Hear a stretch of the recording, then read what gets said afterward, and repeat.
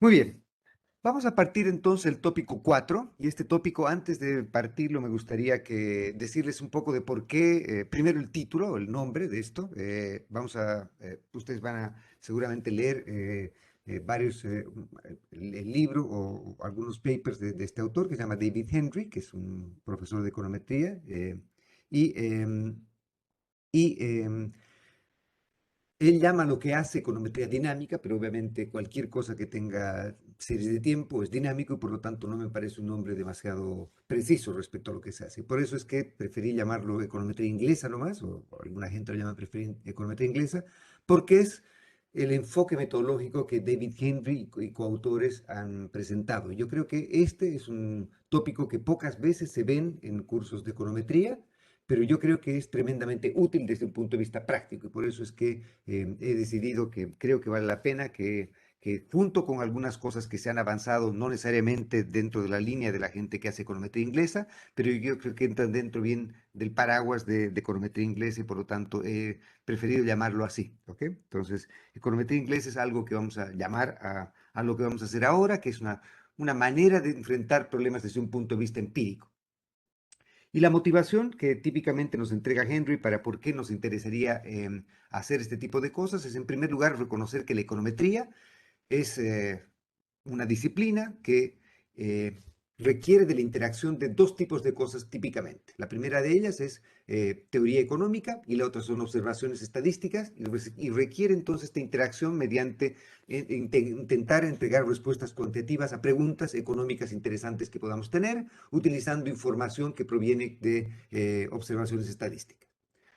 Cuando nosotros hacemos modelamiento desde un punto de vista empírico, lo que nosotros hacemos es intentar tratar de hacer un match o tratar de hacer un pareo entre la teoría y los datos en un marco formal cuantitativo. Nosotros en principio tenemos una teoría económica, en principio tenemos información o datos, y lo que tratamos de hacer es tratar de encontrar la mejor manera de poder calzar teoría y datos dentro de este marco formal. Un punto que también es muy importante que Henry suele enfatizar es este hecho que, digamos, más que un hecho, es un dicho que dice que no todos los modelos nacen iguales. Y esto es algo que es importante de tomar en cuenta cuando estemos trabajando desde un punto de vista empírico en resolver problemas, porque muchas veces nosotros estamos intentando hacer econometría por distintos tipos de razones. Puede ser, por ejemplo, que estamos haciendo econometría porque estamos intentando entender, entre comillas, el comportamiento económico de agentes y tenemos alguna teoría que nos prescribe algo respecto a cómo deberían comportarse los agentes y queremos evaluar eso. Podemos a su vez querer testear teorías económicas. Pueden haber una teoría que nos diga que cuando sube el precio cae la cantidad y otra que nos diga lo contrario. Cuando sube el salario mínimo nos dicen que aumenta el desempleo, otros que se reduce, etcétera. Lo que queremos entonces acá es utilizar econometría, que sería otra vez la manera en que podemos interactuar teoría económica con observaciones estadísticas. Queremos hacer esa interacción para tratar de, por ejemplo, testear teorías económicas que están compitiendo en alguna dimensión. O queremos testear si es que la magnitud de algún efecto que una teoría nos predice que debería ocurrir es efectivamente tan grande o tan pequeño como la teoría predice, por ejemplo.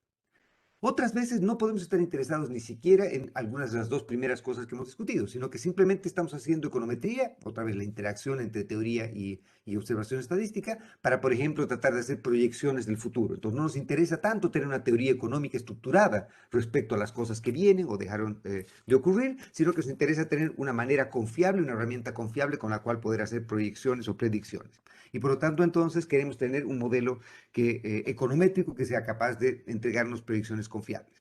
Y otra cosa que podemos interesados en hacer es utilizar la econometría para, por ejemplo, analizar efectos de políticas. Y para analizar efectos de políticas, sobre todo después de la crítica a Lucas, entendemos que la econometría tiene ciertas restricciones que tenemos que tomar en cuenta. Y por lo tanto, entonces, como les decía antes, podemos estar haciendo cualquiera de estas cuatro cosas o combinaciones de estas cuatro cosas y por lo tanto cuando nosotros intentamos responder una pregunta, la primera cosa que queremos hacer es simplemente asegurarnos de entender bien cuál es la pregunta que queremos responder.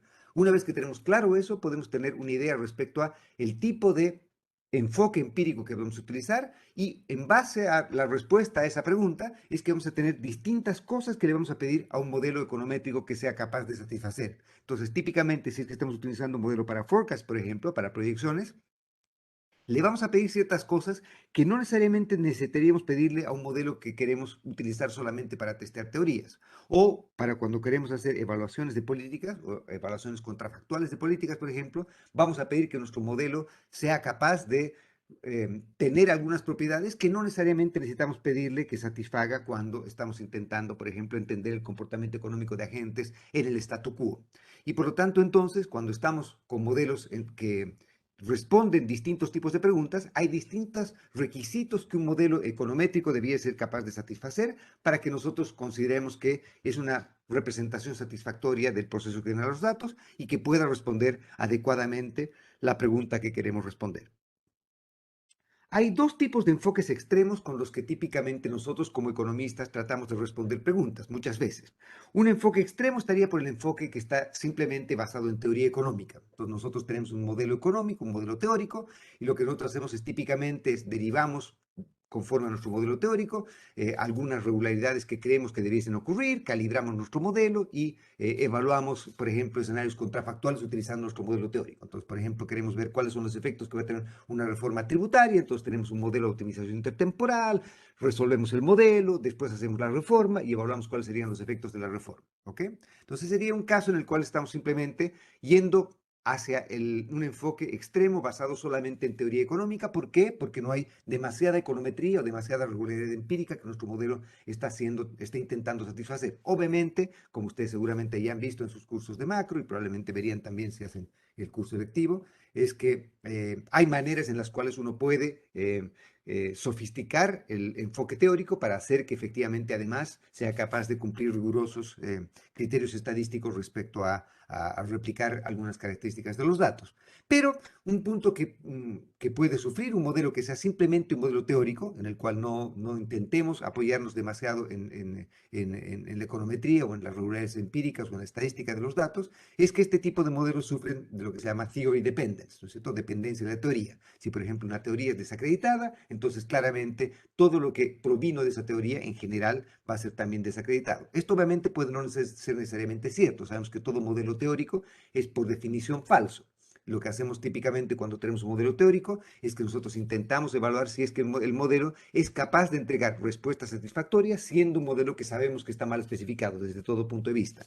Entonces, los modelos teóricos, también los modelos empíricos, son todos modelos mal especificados porque nunca trabajamos con el modelo correcto, entre comillas.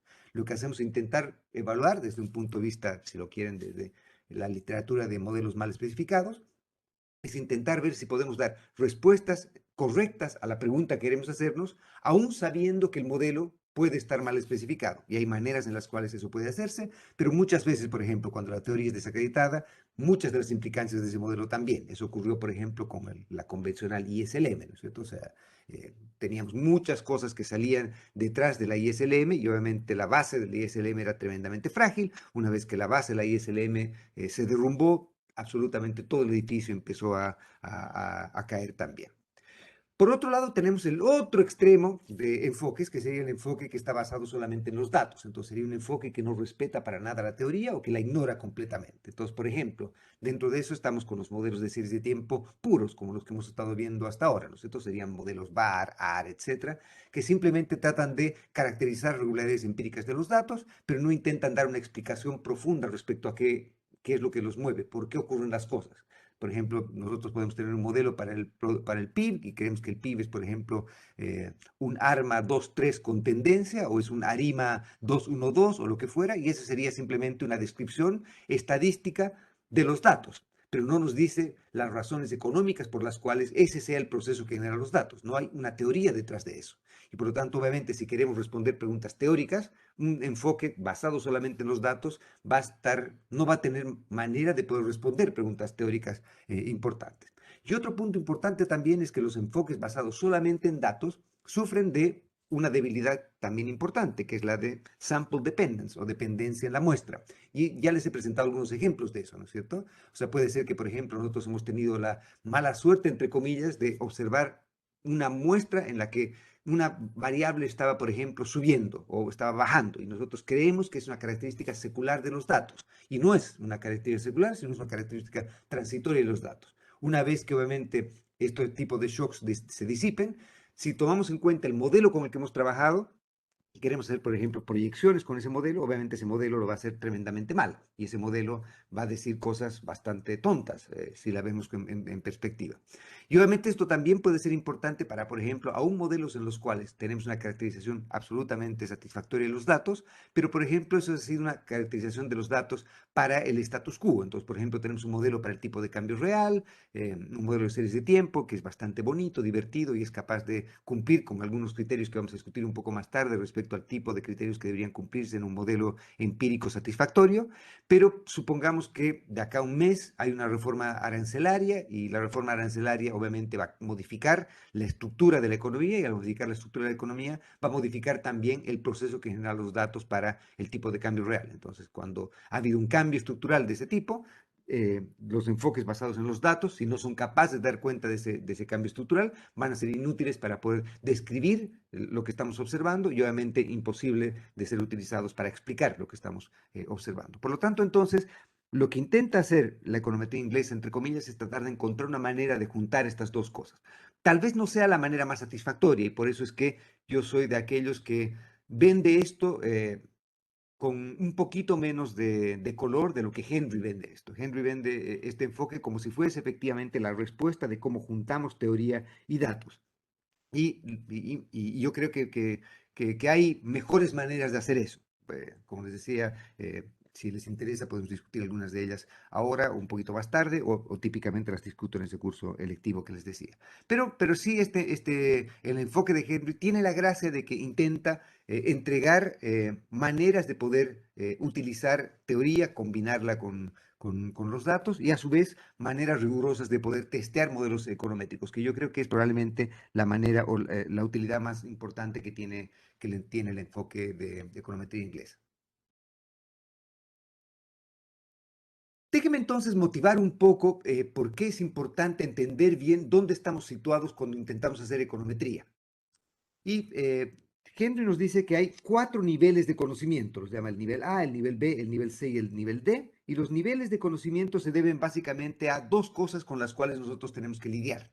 La primera de ellas es la estructura con la cual nosotros enfrentamos y la segunda son los parámetros de la estructura. Entonces, por ejemplo, nosotros en distintas circunstancias podemos conocer cuál es la estructura, es decir, por ejemplo, conocer cuál es el modelo, cuál es el proceso que genera los datos, pero no conocer los parámetros de la estructura o viceversa. Entonces, acá la discusión es cuál es el nivel de conocimiento en el cual nos estamos moviendo, va a depender de cuánto conozcamos de la estructura, es decir, del proceso que genera los datos, el DGP, como lo llama Henry, el Data Generating Process, y los parámetros que caracterizan esa estructura. Entonces, el primer nivel de conocimiento es el nivel de conocimiento que ustedes han hecho en su curso de estadística, en pregrado típicamente, ¿no es cierto? Y es el que tiene que ver con el de la teoría de la probabilidad. Y entonces lo que ocurre en teoría de la probabilidad es que nosotros conocemos la estructura, sabemos cómo la estructura, y además conocemos los valores de los parámetros, conocemos todo lo que hay que conocer, conocemos cómo es el proceso que genera los datos y conocemos los parámetros del proceso que genera los datos. Y lo que intentamos responder son preguntas como las que nos hacían en estadística. Entonces, por ejemplo, si es que nos dijesen, usted tiene un dado, el dado tiene 6 caras y es un dado justo. Entonces, acá sabemos que es un dado, el dado tiene 6 caras y además sabemos que es un dado justo, por lo tanto, la probabilidad de ocurrencia de cada lado o de cada cara del dado es un sexto. Entonces, nos hacen la pregunta de, ¿cuál es la probabilidad de que usted, si lanza el dado 4 veces, le salga 4 veces el 1? Y entonces ustedes tienen que hacer el cálculo de la probabilidad conjunta, etcétera, etcétera, ¿no es cierto? Entonces, y lo mismo ocurre cuando les decían, usted tiene una ánfora en la que tiene bolitas rojas y bolitas azules, y usted hace se saca con reemplazo, sin reemplazo, cuál es la probabilidad de encontrar dos bolitas rojas o dos bolitas azules, ¿no es cierto? Entonces les dicen cómo son las bolitas, si hay reemplazo o no hay reemplazo, le dicen cuántas bolitas hay en el ánfora y ustedes simplemente tienen que hacer estadística basados en las probabilidades que ustedes conocen de hacer eso. Otra manera de trabajar con esto es que, típica pregunta de un curso de estadística es, supongan que la distribución de la estatura de la población es normal, lo cual no parece muy razonable, pero asumamos que nos dicen que es así, y nos dicen con esperanza igual a 1,60 m, por decir algo, y desviación estándar 20 centímetros. Entonces ya, con eso ya saben cuál es si la distribución es normal, saben cuál es el mu y cuál es el sigma cuadrado. Pregunta que les hacen, ¿cuál es la probabilidad de encontrar personas que midan más de 1 metro y tantos? Entonces lo que tienen que hacer es calcular la integral hacia la derecha de la distribución normal y con eso entonces responden esa pregunta, ¿no es cierto? Entonces típicamente en teoría de la probabilidad, que es obviamente bastante divertida, pero simple. Nosotros conocemos toda la estructura y conocemos los parámetros que caracterizan a la estructura. Luego de eso, ustedes fueron a su curso de econometría. Y en el curso de econometría, lo que ustedes han hecho típicamente es que han entrado a la teoría de estimación. Y en teoría de estimación, ¿qué ocurre? Ustedes el nivel de conocimiento va a ser un poquito más sofisticado que en teoría de la probabilidad. Ustedes van a conocer la estructura, es decir, van a conocer el modelo, entre comillas, pero no van a conocer los parámetros de la estructura. Entonces, esto es lo que ha ocurrido en su curso de econometría, cuando decían, supongan que el modelo lineal de regresión, y es igual a x beta más u, no conocemos beta y no conocemos la varianza de los errores, de los U's, ¿no es cierto? Entonces nosotros teníamos que obtener estimadores del beta, lo llamamos el beta gorro, estimador de la varianza, lo llamamos el sigma cuadrado gorro y discutíamos algunas propiedades de esos estimadores. Nuestro problema no estaba en si el modelo era o no el correcto, asumíamos que ese era el modelo correcto, pero no teníamos la suerte de conocer los parámetros del modelo. Entonces, dada nuestra muestra, tratamos de encontrar cuáles son los estimadores de esos candidatos a estimadores de los parámetros que desconocíamos. En el ejemplo de los dados, a diferencia de lo que estamos haciendo, es que alguien nos dice, usted tiene un dado, este dado tiene 6 caras, pero no sabemos si el dado es justo. Entonces, ¿qué es lo que hacen ustedes? Ustedes empiezan a lanzar el dado y empiezan a notar cuántas veces sale 1, cuántas veces sale 2, cuántas veces sale 3, etcétera. Y casos favorables respecto a casos totales van a tener estimadores de las probabilidades de cada una de estas cosas. Y van a, por ejemplo, poder testear cuál es y si la hipótesis nula es que el dado es justo, van a poder testear esa hipótesis nula mediante lanzamientos repetidos. Entonces van a observar muestras, que serían observaciones de cómo salen cuando lanzan el dado, las caras que van saliendo, y con eso van intentando estimar los parámetros de la estructura. En el caso del modelo OLS, ustedes asumen que conocen que Y es igual a X beta más U, y lo que hacen es simplemente, dada la muestra que tienen, obtener el beta gorrito y con el beta gorro tratar de hacer alguna diferencia respecto al beta, ¿no es cierto? Al verdadero beta, al que ustedes desconocen, que sería aquel parámetro que caracteriza la estructura. Entonces, esto es lo que ustedes han hecho típicamente en su curso de econometría convencional. Lo que hemos empezado a hacer en este curso es movernos hacia el tercer nivel de conocimiento. Y el tercer nivel de conocimiento es el de la teoría del modelamiento, de la modelación, ¿no es cierto? Y acá lo que ocurre es que nosotros no conocemos ni la estructura ni los parámetros que caracterizan a la estructura. Entonces nosotros no conocemos cuál es el proceso que genera los datos y nosotros tampoco conocemos, obviamente, los parámetros que caracterizan esa estructura. Entonces nosotros acá hemos empezado a trabajar, ojalá de un modo relativamente formal y ojalá algo agresivo, por ejemplo, en teoría de la selección de modelos. Nosotros hemos discutido qué criterios son consistentes, qué criterios no, con qué criterios deberíamos escoger un modelo o no, cuando tenemos una serie de tiempo como la que ustedes están trabajando, inflación, crecimiento, desempleo, lo que fuera, ustedes tienen que tratar de tener una caracterización estadística satisfactoria de los datos y ustedes no conocen cuál es la estructura detrás de eso. Entonces ustedes estiman modelos ARMA, estiman modelos ARIMA, hacen tests, etcétera, tratando de llegar al DGP, al Data Generating Process, a la estructura que ustedes desconocen. Entonces hay una estructura que está allá, nosotros no la conocemos y tampoco conocemos obviamente los parámetros de la estructura. Entonces lo que tratamos de hacer es, mediante distintas maneras de poder trabajar esto, que sería la teoría de cómo trabajamos cuando no conocemos la estructura ni los parámetros de la estructura y queremos recuperar esa estructura y los parámetros de la estructura. Entonces lo que nosotros hacemos es intentar encontrar maneras mediante las cuales podemos tratar de conseguir esto. En el ejemplo de los dados, entonces, sabemos que existe un dado, pero no sabemos nada más. No sabemos cómo es el dado, ¿no es cierto? Tenemos un dado, pero no sabemos nada del dado. No sabemos si el dado tiene 6 caras, si tiene 8, si tiene 20, si tiene 5, si tiene 2. No sabemos si el dado es justo o no, y por lo tanto lo que hacemos es empezar a tratar de experimentar y tratar de ver. Si empezamos a lanzar el dado y no nos sale, hasta ahora, después de lanzar un millón de veces, no nos sale un 7, quiere decir que probablemente hay solo 6 caras en este dado, por ejemplo, ¿no es cierto? Y no sabemos si el dado es justo o no, etc. Entonces empezamos a tratar de evaluar si es que el dado tiene 1, 2, 3, 4, 5, 6, 7, 8, 9, 10, 11, 12, 20, 30 caras, y tratar de evaluar la probabilidad de ocurrencia de cada una de estas caras y vamos utilizando distintos criterios. Acá, obviamente, somos agnósticos respecto a cuál es la estructura. Eso es distinto, por ejemplo, en teoría de la estimación, donde típicamente teníamos un candidato a modelo que era preferido. Generalmente teníamos un modelo que preferíamos, típicamente el modelo más parsimonioso, más chico, etc. En teoría de la modelación, como no sabemos cómo es el modelo, no queremos sesgar nuestra búsqueda hacia modelos más simples versus modelos más complejos. Pero vamos a discutir algo respecto a cómo podemos juntar utilizar estos dos niveles de conocimiento un poquito más tarde, cuando estemos intentando encontrar lo que vamos a llamar la representación parsimoniosa del proceso que genera los datos, ¿ok? Entonces, eh, el punto del nivel 3, entonces, que el nivel 3 es donde típicamente nos movemos en buena parte de este curso. Y como vamos a discutir también, y vamos a empezar a trabajar desde ahora, el cuarto nivel de conocimiento es el que tiene que ver con forecast, o teoría de proyecciones, o teoría de prospección, llamémoslo así, que es simplemente el tercer nivel de conocimiento, es decir, no conocemos la estructura, no conocemos los parámetros de la estructura, pero además tanto la estructura como los parámetros pueden cambiar. Entonces acá no es solo que, en el ejemplo de los dados, no es solo que no conocemos la forma de los dados, sino que al dado le pueden salir jorobas, se le puede desaparecer una cara, yo qué sé, algo que antes tenía baja probabilidad de ocurrencia empieza a tener mayor probabilidad de ocurrencia, etc. Entonces pueden ocurrir cosas que pueden modificar la estructura y al modificar la estructura tenemos que ser capaces de encontrar maneras de poder reproducir por qué fue cambiando la estructura y cómo esa estructura va cambiando. Y obviamente este es el nivel de conocimiento entre el nivel 3 y el nivel 4, el C y el D, son donde en econometría y típicamente también en economía desde un punto de vista más general es donde nos concentramos, ¿no es cierto? Muy rara vez tenemos la chance de movernos en el nivel A, es prácticamente imposible, y en el nivel B alguna vez, pero típicamente no. Típicamente nos movemos dentro del nivel C y del nivel D de conocimiento. Y por lo tanto, entonces, todo lo que hemos aprendido hasta el nivel B es útil hasta el nivel B. Lo que ocurre después, cuando estamos trabajando con el nivel C y el nivel D, es que muchas de las cosas que hemos aprendido vamos a tener que o descartarlas o modificarlas. Vamos a tener que encontrar mejores maneras de poder lidiar cuando el nivel de conocimiento que tenemos no es capaz de o conocer la estructura y por lo tanto los parámetros de estructura o que la estructura pueda ir modificándose en el tiempo. ¿Ok?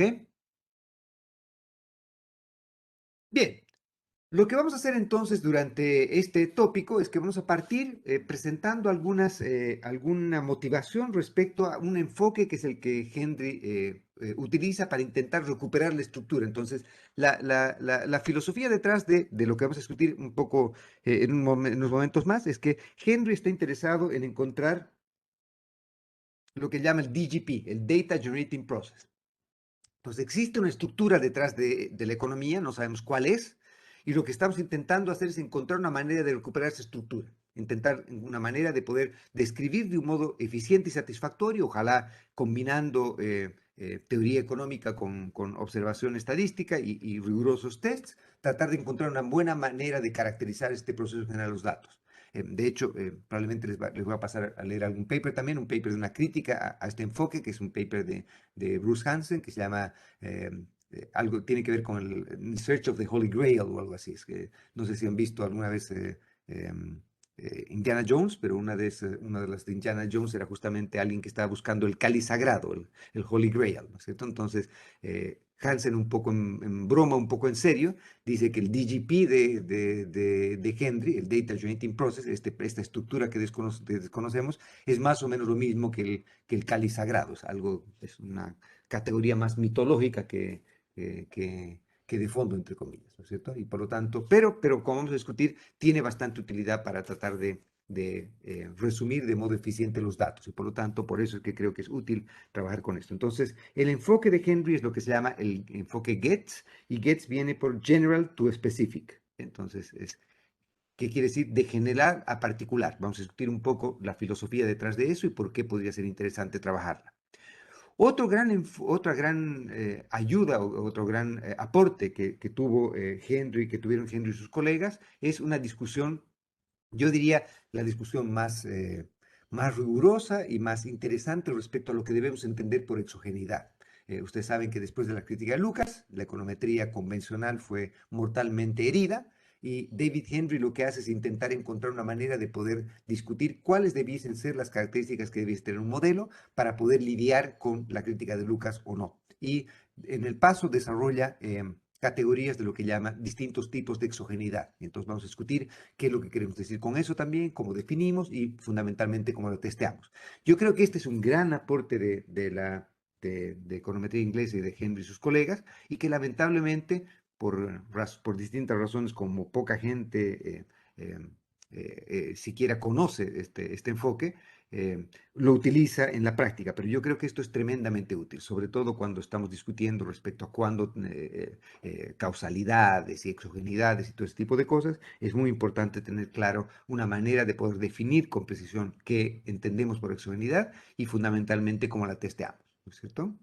Luego de eso, lo que voy a hacer es discutir algo respecto a lo que Henry llama los modelos congruentes, y vamos a discutir cuáles son los aspectos que tienen que satisfacerse para que un modelo sea llamado congruente. Y este es un checklist, o es un listado de requerimientos que se necesitan y que son muy útiles cuando estamos intentando describir empíricamente algún proceso. Y por lo tanto, yo creo que si hay algo que debiese quedar de esta parte del curso, espero, sea la disciplina con la cual vamos a tratar de llegar a establecer modelos congruentes. Y yo les garantizo que si ustedes me hacen caso y toman en serio esto, cuando ustedes estén trabajando en algún problema empírico, van a agradecer el haber hecho esta parte del curso porque les va a ahorrar mucho tiempo, muchas molestias y además les va a entregar una manera bastante rigurosa y precisa de poder modelar desde un punto de vista empírico. Luego de ello, lo que voy a hacer es discutir algo respecto a otro tipo de criterio que podemos utilizar en lugar del enfoque GETS para tratar de recuperar una estructura. Una manera que ya hemos discutido respecto a eso es, por ejemplo, utilizar criterios de selección de modelos, ¿no es cierto? Ya hemos discutido eso. Ya hemos visto algo de un criterio de selección de modelos como no conocemos la estructura y queremos recuperar la estructura. Entonces podemos utilizar algún criterio de selección de modelos. El enfoque GETS es un enfoque alternativo a ese enfoque y que en principio intenta hacer lo mismo, intenta recuperar la estructura cuando no se conoce. Y este enfoque lazo, también vamos a discutirlo un poquito más tarde, también intenta hacer eso. Entonces acá vamos a tener, después de este curso, van a tener 3 maneras mediante las cuales ustedes pueden tratar de recuperar una estructura cuando esa estructura es desconocida. ¿Ok? Y finalmente, los últimos puntos que vamos a discutir van a ser definir algo de correlaciones espurias y voy a juntar eso con cointegración y por lo tanto esta última parte va a ser la que nos va a juntar más naturalmente lo que ya hemos visto ahora con raíces unitarias en el tópico 3. Entonces lo que vamos a hacer es justamente juntar raíces unitarias con el enfoque GET y vamos a discutir algo también de cointegración y de corrección de errores, ¿ok? Que es algo que probablemente han visto en algún momento. Bien, discutamos ahora cómo vamos a motivar un poco este enfoque GETS, el de General to Specific, que les decía, de general a particular. Y para hacer eso, lo que voy a hacer es simplemente partir con un modelo muy simple. Supongan que ustedes tienen un modelo en el que están diciendo que Y depende de X y depende contemporáneamente de X a partir de la ecuación 1. Obviamente este es un ejemplo muy simple. Lo que quiero es mostrarles qué oportunidades nos perdemos al partir con un modelo reducido. Y este es justamente lo que intenta como moraleja darnos Henry en este ejemplo. Entonces partimos con un modelo como este. Y depende de X. Y lo que hacemos típicamente es que después de haber estimado este modelo, intentamos evaluar, por ejemplo, si los errores son ruido blanco o no. Supongamos que nosotros hacemos, obviamente, mejores maneras de hacerlo, vamos a discutir algunas de ellas un poquito más tarde, pero asumimos, por ejemplo, que los errores son ruido blanco y queremos testear la hipótesis nula que efectivamente son ruido blanco. Por ejemplo, utilizamos el Durbin-Watson y encontramos un Durbin-Watson muy bajo. Entonces, obviamente, decimos cuál era la hipótesis nula, que los errores eran ruido blanco, cuál es la hipótesis alternativa, de acuerdo al Durbin-Watson, que los errores siguen un proceso AR1, de esta forma. Por lo tanto, entonces, si es que nosotros decimos, ok, estimamos este modelo, testeamos la hipótesis nula, que los residuos son ruido blanco, y rechazamos la nula, entonces decimos, ok, los errores deberían tener un proceso AR1, por ejemplo. Si efectivamente creemos que este es el modelo, entonces, ahora partimos con este modelo y creemos que los errores, en lugar de ser ruido blanco, siguen un proceso AR1, entonces podemos ahora, simplemente utilizando la ecuación 1 y la ecuación 2, sustituimos en lugar de la ecuación 1, en lugar de U sub t, sustituimos Y sub t menos beta x sub t. Entonces acá tenemos Y sub t menos beta x sub t que lo paso al otro lado. Entonces acá es lo mismo que haber reemplazado en lugar de U sub t Y sub t menos beta x sub t, pero pasar el menos beta x sub t al otro lado y nos queda simplemente como beta x sub t. Entonces, como ven, esto menos esto me da el U sub t. Y eso es igual a ρ veces el U del periodo anterior. Pero el U del periodo anterior va a ser simplemente el Y del periodo anterior menos beta de X del periodo anterior. Entonces acá lo que ven es que tengo el ρ veces Y del periodo anterior menos ρ veces beta de X del periodo anterior más el V sub t. Entonces, como ven, la ecuación 3 lo que he hecho simplemente es tomar la especificación 2 y sustituir la especificación de U sub t en 1 y después rearreglar. Y por lo tanto, entonces, acabaríamos con este modelo 3, y este modelo 3 nos dice que Y debiese seguir un proceso que se llama también ARDL, como les he dicho en algún momento, ¿no es cierto? Y ARDL quería decir, ARDL, en este caso es 1,1, ¿ya? Y lo que quiere decir esto es que AR viene por autoregressive, entonces que Y tiene un componente autorregresivo, que es este de acá, y que tiene obviamente un solo rezago. Si tuviese más rezagos, acá colocaríamos, digamos, si tuviese hasta el tercer rezago de Y, acá colocaríamos un 3 en lugar de un 1, ¿no es cierto? ¿Ya? Y por otro lado, el DL quiere decir que tiene un modelo de rezagos distribuidos, es decir, que la variable, entre comillas, exógena, que en este caso es X, ¿no es cierto?, tiene hasta un rezago de ella misma acá. Y por lo tanto, tienes un modelo con rezagos distribuidos. ¿Sí? ¿Ok? Entonces, este modelo es un modelo ARDL, de Autoregressive Distributed Lags. ¿Ok? ¿Cuál es el problema, entre comillas, de esta especificación? El problema de esta especificación es que, por ejemplo, si la comparamos contra un modelo más general, por ejemplo, este de acá, ¿sí? En este modelo de acá lo que yo estoy haciendo es simplemente hacer lo mismo, es decir, que Y va a ser un ARDL, Autoregressive Distributed Lag, 1 a 1, es decir, voy a incorporar un rezago de y X contemporánea y X rezagado un periodo, pero acá no coloco ninguna restricción respecto a los coeficientes. Alfa 0, alfa 1 y alfa 2 podrían valer cualquier cosa. Este modelo, la especificación 4, es un caso general de este otro.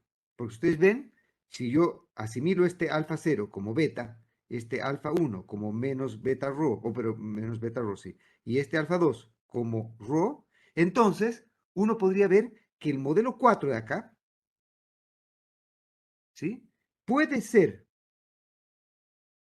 acabar como el modelo 3 si se cumpliesen estas restricciones en el modelo 4. Es decir, si se cumplieran restricciones que alfa 0 por alfa 2 más alfa 1 es exactamente igual a 0. ¿Sí? Esta restricción que tienen acá es una restricción que se llama de factores comunes. Restricción de factores comunes. ¿Por qué? Porque está viendo que acá tienen el coeficiente acá, o perdón, el parámetro acá, el parámetro acá y el parámetro acá, tienen factores comunes entre sí, ¿no es cierto? Este con esta tiene el rho en común y este con este tiene el beta en común. Y por lo tanto, esta es una restricción de factores comunes. Pero como ven, si es que yo partiese con este modelo, yo podría llegar a este modelo de acá, y recuerden que llegar a este modelo de acá es lo mismo que llegar a estos dos modelos de acá, ¿no es cierto? Porque esto de acá más esto de acá me entrega la ecuación 3. Por lo tanto, entonces, yo podría partir de esta representación, testear esta hipótesis nula, y si es que esta hipótesis nula no es rechazada, yo puedo acabar con el modelo 4 o con el modelo 3, partiendo del modelo 4. Pero si es que yo parto con este modelo, testeo si es que esto es ruido blanco, digo, no es ruido blanco, que sea un AR1, y acabo con esta especificación, puede que yo acabe estimando este modelo, que es lo que típicamente hago, ¿sí? Y esta restricción sea falsa. Esta restricción en realidad no se cumpla. Es decir, el modelo más general sea tal que esto no se cumpla. Y por lo tanto, como el modelo más general es tal que esto no se cumple, esta no debería ser la especificación del proceso que genera los datos. Pero como yo lamentablemente he partido con un modelo chico, en el que es imposible que yo pueda testear esta restricción, yo nunca voy a poder evaluar si es que esta restricción es correcta o no. ¿Y por qué ha ocurrido eso? Porque yo he partido con una especificación particular y le he ido complejizando. He ido de particular a general. He intentado acabar con este modelo, pero este modelo no es lo suficientemente general. Hay un modelo que es más general que ese, que es la especificación 4, y ese modelo, que es la especificación 4, sí sería capaz de con la 4 llegar a la 3. Y con la 4 también podría llegar al modelo 1 y podría o no rechazar la hipótesis 2. En este caso, por ejemplo, de 4 yo podría llegar a 1 simplemente testeando la hipótesis nula que alfa 1 y alfa 2 son 0. Si alfa 1 y alfa 2 son 0, entonces yo de 4 puedo acabar en 1. Pero de 1 no puedo llegar a 4. Esa es la moraleja de este ejemplo que tenemos acá. Entonces, lo que nos dice Henry es que deberíamos tratar de hacer la modelación cuando no conocemos el proceso que genera los datos, yendo de general a específico o de general a particular, y no de particular a general. Es decir, no partir con algo muy simple y complejizarlo en tanto veamos problemas, sino partir de algo lo suficientemente general como para asegurarnos que no tenemos problemas. Por ejemplo, hemos estimado este modelo y nos aseguramos que los B son ruido blanco, y a partir de eso podríamos tratar de llegar a una representación más parsimoniosa, es decir, una representación más pequeña, una representación más reducida, pero no partir con una especificación simple, sino partir con una especificación lo más general que sea posible. Obviamente, acá viene la crítica que les decía de Bruce Hansen, es que el general de Henry, en general, entre comillas, no es demasiado general también, porque los generales de Henry son típicamente modelos lineales, típicamente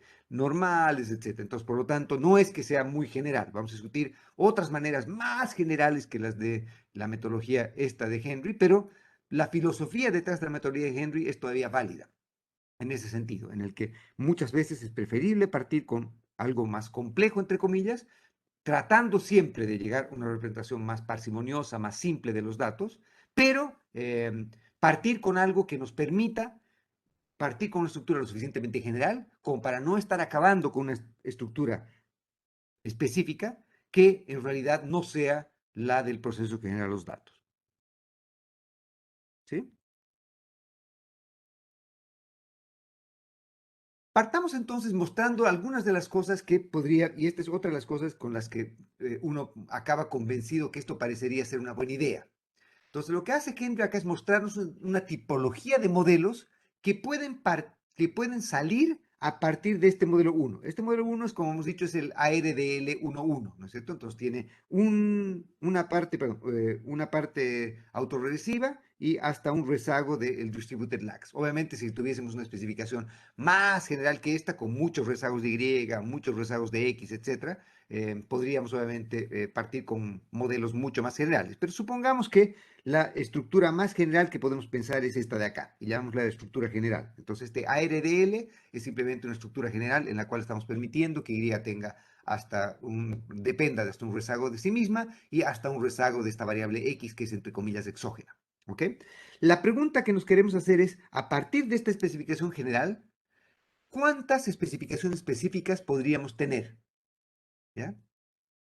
Por ejemplo, entonces, la más simple de todas es que a partir de M1, de especificación 1, podríamos llegar a la especificación 2, que sería aquella en la cual acabamos con un modelo estático y que Y depende solamente de X contemporáneamente. ¿Cómo podemos, partiendo del modelo 1, llegar al modelo 2? Simplemente testeando y evaluando esta restricción, ¿no es cierto? Para que el modelo 2 sea el correcto, en el modelo 1 tiene que ser cierto que el beta 2 y el beta 3 tienen que ser iguales a 0. Si beta 2 y beta 3 son 0, entonces yo partiendo de esta especificación puedo llegar a esta. Obviamente, la moraleja de Henry es que si yo partiese de esto de acá, es bien poco probable que llegue aquí. Si el proceso que genera los datos está en M1, es poco probable que partiendo con este modelo yo acabe con este otro. No tengo ninguna restricción de exclusión que tomar. En cambio, como la especificación del modelo 1 anida a la del modelo 2 y todas las demás que vamos a ver, entonces la gracia es que yo puedo ir testeando restricciones en el modelo, en la especificación general, para evaluar si algún modelo anidado en el modelo 1 es o no una representación satisfactoria del proceso que genera los datos. Entonces, esta sería como una especificación simple que sale del modelo 1. Otra especificación simple que sale del modelo 1 es simplemente un modelo de series de tiempo puro, ¿no es cierto? En este ejemplo sería el caso en el que Y depende solamente de un rezago de sí misma y por lo tanto para que esta especificación sea correcta, partiendo de especificación 1, yo no debería rechazar esta restricción, que beta 1 y beta 3 son 0. Por lo tanto, acá este coeficiente y este se van y por lo tanto me queda un modelo univariado de series de tiempo. ¿Sí? ¿Qué otra cosa podría ocurrir? Bueno, yo podría partir de especificación 1 y tener un modelo que sea un modelo en diferencias, donde sea la primera diferencia de Y en función de la primera diferencia de X. Un modelo que solo depende de las primeras diferencias, que son los cambios de Y que son afectados por los cambios de X. Partiendo de este modelo 1, yo podría llegar a este modelo 2 o este modelo 4, como testeando la restricción que el beta 2 es 1, y si el beta 2 es 1, entonces esta parte de acá se va a este lado y me queda la primera diferencia Y, y si beta 1 es igual a menos beta 3, si beta 1 es igual a menos beta 3, entonces acá tengo un XT, acá tengo un XT menos 1, por lo tanto puedo tomar, como este coeficiente es igual a este, pero con signo contrario, entonces puedo tomar la primera diferencia de los X acá y acabaría con esta especificación que tiene. ¿Me sigue? Por lo tanto, entonces, este modelo de acá que tenemos sería un modelo en primeras diferencias. Obviamente, este modelo tiene implicancias, como hemos dicho, para dar respuesta respecto a los cambios de Y, pero no respecto al nivel de Y.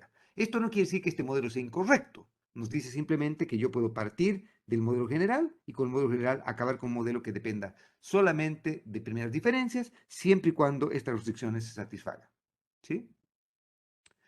Otro tipo de modelo que podemos estar interesados en evaluar es el que se llama el modelo de Leading Indicators. Y como su nombre lo dice, Leading Indicator quiere decir indicador líder o indicador que precede algo, ¿no es cierto? Es una señal que precede algo. Acá. Y por lo tanto, entonces, acá, el Y depende del X rezagado, solamente el X rezagado. No depende contemporáneamente de X, ni depende de Y. Y por lo tanto, entonces, el Y rezagado es un indicador líder de lo que va a ocurrir con perdón, el X rezagado es un indicador líder de lo que va a acabar con Y. Y obviamente, como me preguntaba alguien, era todos los errores para que acabemos con este modelo o cualquiera de estos modelos, todos los errores tienen que ser obviamente ruido blanco, ¿no es cierto?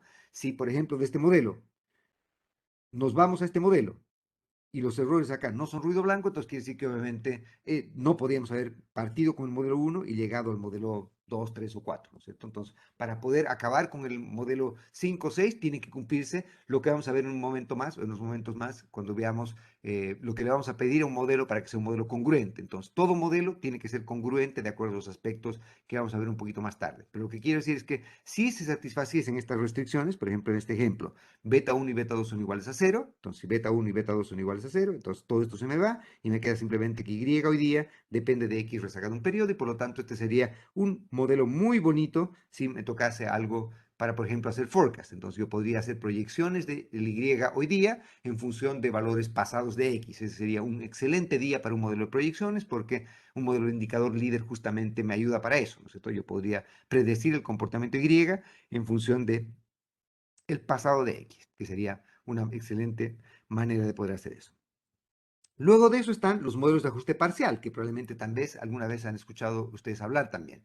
Los modelos de ajuste parcial son modelos en los cuales tenemos que Y depende contemporáneamente de X y depende del primer rezago de Y. Por eso se llama de ajuste parcial. ¿Por qué se llama de ajuste parcial? Porque quiere decir que cuando cambia X, va a haber un ajuste en Y, pero es un ajuste que va a ser parcial porque el ajuste de largo plazo va a ser distinto al ajuste de corto plazo. Entonces, por ejemplo, hay un cambio en X hoy día, el efecto que tiene sobre el Y de hoy día es beta 1, pero el efecto de largo plazo que tiene es beta 1 sobre 1 menos beta 2, si es que el beta 2 obviamente está entre 0 y 1. ¿Sí? Y ese sería el efecto largo plazo. Entonces, acá podríamos tener, por ejemplo, si tenemos un modelo de ajuste parcial, sería un modelo en el cual tenemos que, por ejemplo, las elasticidades de corto y largo plazo son distintas, o los efectos de corto y largo plazo son distintos. Típicamente, los efectos de corto plazo son más inelásticos que los efectos de largo plazo, etcétera, ¿no es cierto? Todo ese tipo de cosas pueden ser fácilmente modelables en modelos de ajuste parcial. ¿Qué ocurría para tener un modelo de ajuste parcial puro? Necesitamos simplemente que el beta 3 sea 0. Si el beta 3 es 0, no hay ningún rezago distribuido de X que nos afecte el comportamiento de Y. ¿Sí? Finalmente, como les había dicho, o no finalmente, pero otro modelo que les había dicho antes era el modelo de factores comunes, que es justamente el que vimos acá, ¿no es cierto? El de factores comunes, que era en el que se cumplía esta restricción de acá. En términos de las restricciones aquí, sería simplemente del beta 1, beta 2 y beta 3, tiene que cumplirse esta restricción, que era justamente la restricción de factores comunes. Entonces, un modelo de factores comunes, que sería el modelo en el que Y depende de X contemporáneamente y los errores siguen un proceso AR1, sería el modelo de ajuste parcial. ¿Cómo podemos testear este modelo de ajuste parcial? Sería simplemente estimando este modelo de acá y testeando esta restricción. Acá, ojo, es importante tomar en cuenta que esta restricción que estoy intentando testear es una restricción no lineal y por lo tanto entonces las test convencionales que hemos visto o que han visto ustedes en sus cursos son típicamente test para hacer y para testear hipótesis lineales. Entonces, como vamos a ver al final del curso, cuando veamos la parte de estimadores extremos y test asintóticos, que probablemente ustedes ya han visto también, cuando queremos testear restricciones no lineales, tenemos que trabajar con distintas maneras de hacerlo. Y vamos a discutir las tres maneras típicas de testear restricciones no lineales. Pero por lo pronto, entonces, es importante tomar en cuenta que aún para un modelo tan simple como este, testear esta restricción no es trivial. ¿Sí?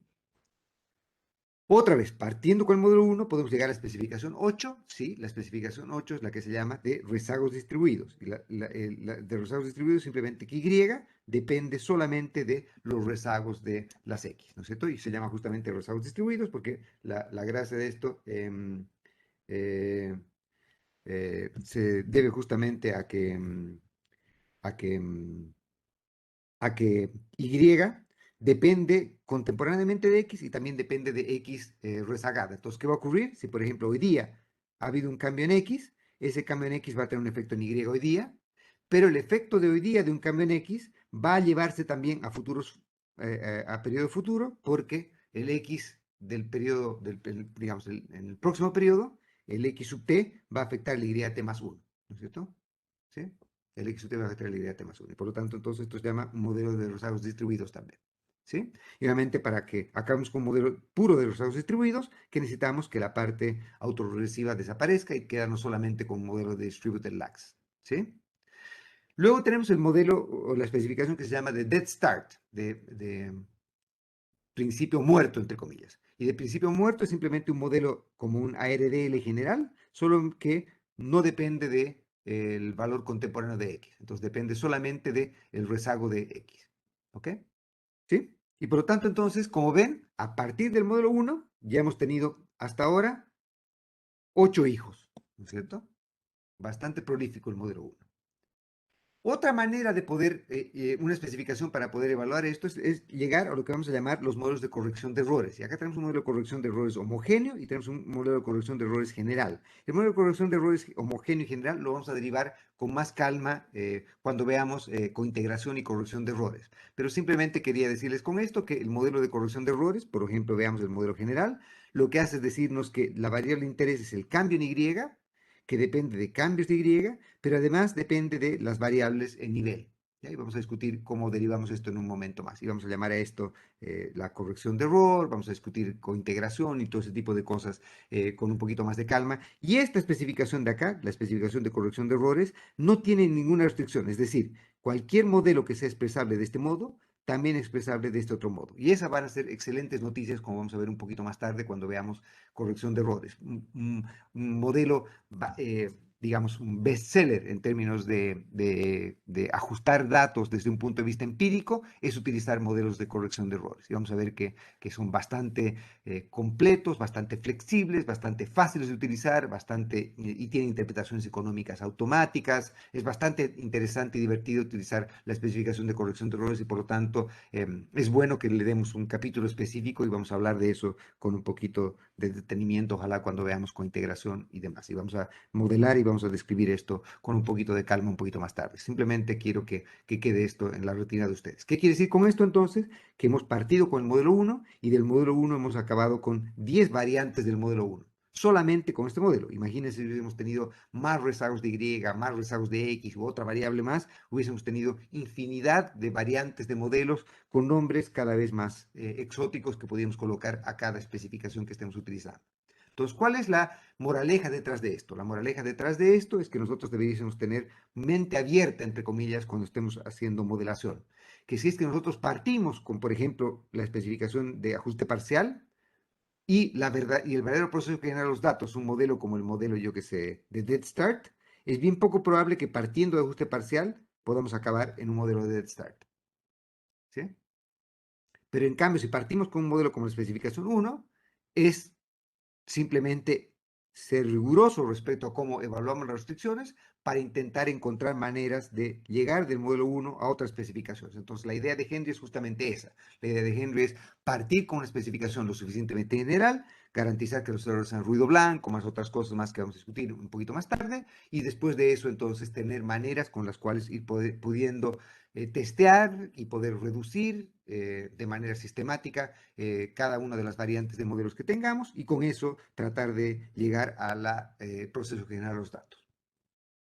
Entonces, la idea general de cómo debiésemos tratar de descubrir, entre comillas, cuál es el proceso que genera los datos, el DGP que está detrás de los datos que estamos observando, es que la idea general entonces que tenemos este cáliz sagrado, que es lo que llamamos el DGP, ¿no es cierto? Y lo que estamos tratando es que estamos tratando de recuperar cuál es el proceso de, que genera los datos en este problema particular. Entonces, ¿cuál es el principio? El principio es tratar de utilizar teoría económica y tratar de encontrar una manera no restringida general con la cual partir y luego de eso tratar de utilizar esa especificación general no restringida para luego de eso empezar a tratar de obtener una representación que caracterice las propiedades de los datos, ¿sí? La idea es tratar de ver si es que esta especificación que tiene especificación paramétrica relativamente simple. Tenemos que demostrar que esta especificación es estable en el tiempo, es decir, que no ha sido que no afecta a cambios sistemáticos en el tiempo. Vamos a discutir eso con un poquito más de calma cuando veamos exogeneidad también. Que tengan obviamente una interpretación económica para que a diferencia de los estadísticos nosotros sí podamos dar una interpretación económica a nuestros resultados y a su vez, como vamos a ver un poco más tarde también, dar cuenta de los resultados de lo que vamos a llamar otros modelos o modelos rivales y vamos a definir con eso el criterio de encompasamiento o anidamiento, no, encompasamiento, vamos a llamarlo así, esta es mi traducción de encompassing, no sé si habrá una mejor traducción, y vamos a tratar de definir qué es eso, ¿ok? Entonces, esa es básicamente la idea detrás de lo que tenemos que hacer. Entonces, tratamos de descubrir en abstracto cuál es el proceso de generar los datos que está detrás de la estructura que no conocemos. Utilizamos teoría económica para tratar de restringir nuestra búsqueda en alguna dimensión y después de eso tratar de encontrar relaciones paramétricas simples, ojalá estables, con interpretación económica y que puedan dar cuenta de modelos rivales. Si podemos hacer eso, este es un buen día en nuestra pega, ¿ok? ¿Cuáles son las etapas que Henry nos propone para que nosotros lleguemos a descubrir o recuperar este proceso de generar los datos? En primer lugar, nos propone hacer la marginalización. Y la marginalización es simplemente, ojalá utilizando teoría económica, poder definir a priori qué es lo que vamos a considerar y qué no vamos a considerar. Entonces, por ejemplo, si es que yo quiero tener un modelo para el tipo de cambio real, yo tengo información del precio de los paraguas en Singapur, yo en principio pudiendo utilizar esa información, porque tengo esos datos, voy a descartar esa información. ¿Por qué? Porque estoy asumiendo que la distribución condicional de Y en X y Z puede ser expresado solamente como una función de X y no de Z, donde Z en este caso sería en el precio de los paraguas de Singapur. Es decir, que teoría económica me dice que hay cosas que simplemente no tienen sentido que vayan a relacionarse con otras y por lo tanto entonces marginalizo esa cosa. Es decir, tomo en cuenta como si de la distribución conjunta de los datos hay una parte de variables que no debiesen ser tomadas en cuenta en la especificación con la que voy a empezar a tratar de buscar el modelo con el que estoy trabajando. ¿Sí? Luego de eso, lo que hago es, teniendo una idea respecto a cuál es la pregunta que quiero responder, porque es otra vez la cosa más, una de las preguntas existenciales más importantes que tenemos, que por qué estoy haciendo esto, qué pregunta quiero responder, voy a saber qué le tengo que pedir a cada modelo, y en ese caso empiezo a hacer lo que se llama el condicionamiento. Y el condicionamiento es que yo empiezo a decir, yo empiezo a colocar distinciones o carteles respecto a distintos conjuntos de variables. En principio, todo depende de todo, ¿no es cierto? Y por lo tanto, todo debería ser endógeno. Todo depende de todo. Lo que hacemos cuando hacemos econometría inglesa es que nosotros partimos de la idea de que deberíamos testear si es que efectivamente todo depende de todo o no. Y por lo tanto podemos utilizar una estructura como la de ARDL o variantes de ARDL, ¿no es cierto? Para definir que algunas variables vamos a llamar endógenas y otras variables vamos a llamar exógenas. Y por lo tanto vamos a necesitar una manera de poder distinguir cuándo una variable es exógena y cuándo no, o por lo menos poder testear cuándo una variable es exógena y cuándo no. Teoría económica muchas veces nos puede decir por qué algunas cosas deberían ser exógenas, entre comillas, o fijas, o dadas, o variables que nos interesa modelar. Pero muchas veces, como hemos visto, por ejemplo, en causalidad Lagrange y otras cosas, teoría económica y regularidades empíricas pueden estar dadas la vuelta. Por lo tanto, hay que tener mucho cuidado cuando uno coloca la etiqueta de exógeno a algo. Y uno de los problemas que lamentablemente tenemos muchas veces y que empezó a ocurrir con más frecuencia ahora es que hemos empezado a utilizar una manera de evaluar exogenidad, que es una manera, entre comillas, teórica. Entonces nosotros decimos, sí, es que en teoría esta variable tiene que ser exógena, pero ya hemos discutido que muchas veces lo que en teoría algo podría ser exógeno, puede que desde un punto de vista econométrico no debiese ser tratado como tal. Y por lo tanto es importante tener una distinción entre lo que es exogeneidad desde un punto de vista teórico, para, por ejemplo, las evaluaciones causales que muchas veces queremos hacer, versus exogeneidad cuando queramos evaluar efectivamente eso desde un punto de vista empírico. Y por lo tanto, otra vez, una de las grandes ventajas de utilizar este tópico es que vamos a encontrar maneras, ojalá razonablemente rigurosas, para poder testear exogeneidad, cosa que lamentablemente no se hace con la frecuencia y cautela debida muchas veces en la profesión. ¿Ok? Y con eso entonces debiésemos tener una manera eh, sistemática para poder utilizar de modo eficiente la información que tenemos. Cuándo descartamos qué, cuándo condicionamos qué en qué. Y con eso tener una manera sistemática de poder proceder para tratar de llegar al proceso de generar los datos. Luego de eso lo que hacemos es, y acá vienen las tres, lo que Henry nos dice que deberíamos hacer, es simplemente, Henry dice, cuando hacemos teoría o cuando hacemos modelación, deberíamos tener tres principios siempre. ¿Cuáles son los tres principios? Test, test y test. O sea, testear, testear, testear siempre. Cada que hacemos una reducción, testearla. Cada que simplificamos algo, testearlo, etc. Y Henry nos propone entonces utilizar tres cosas que hagamos siempre. Simplificar, que simplemente nos gustaría siempre tener un modelo más chico o un modelo más grande, sí, pero obviamente solo cuando los datos permitan hacerlo. Entonces, partir de una representación general para no correr el riesgo de poder eliminar eh, una estructura lo suficientemente compleja con un modelo demasiado simple, pero una vez que hemos partido con una estructura demasiado compleja, típicamente vamos a partir con un modelo muy grande donde va a haber información redundante. Por lo tanto, como queremos utilizar eficientemente la información que tenemos, entonces nos dice simplifica el modelo, reparametriza el modelo y reduce el modelo. Simplificar puede ser muchas veces, y reparametrizar puede ser muchas veces, por ejemplo, en el ejemplo que les he dado antes, el hacer algo parecido a, por ejemplo, testear si es que se cumple esta restricción, por ejemplo, que el beta 1 es igual al menos beta 3. Y esto ocurre muchas veces en modelos de resultados distribuidos. Entonces, si es que beta 1 es igual a menos beta 3, yo puedo ahora colocar un modelo en el que coloque la primera diferencia de x, en lugar de colocar solamente a x en el modelo acá, y entonces tengo un modelo en el que en principio no he perdido información, pero en lugar de tener que estimar 1, 2 y 3 parámetros, ahora tengo que estimar solamente un parámetro. Y una de las gracias que va a ocurrir cuando ustedes empiecen a hacer este enfoque de un modo sistemático es que van a ver que los testes de 2, 3 van a ser cosas del pasado. Van a tener unos testes del tamaño de un camión, de una casa. Van a tener unos testes de 3, 4, 5.